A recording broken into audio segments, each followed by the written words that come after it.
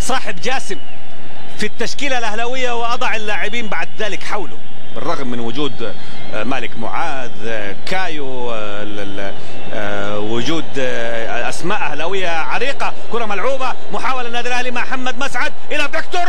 هدف ثالث، هدف ثالث لفيكتور، هدف ثالث لفيكتور وهدف ثالث للنادي الأهلي، هدف ثالث للنادي الأهلي في الدقيقة 24 من زمن شوط المباراة الثاني. كرة لاستغلالا للنقص، وكرة من الأنيق أخو الأنيق محمد مسعد يدخل بها داخل منطقة الجزاء، ويأتي مع الدقيقة 24 بالتمريرة، ويأتي بالهدف المطلوب للنادي الأهلي في العودة في شوط المباراة الثاني. شوفوا كرة محمد مسعد عدلها على مرتين.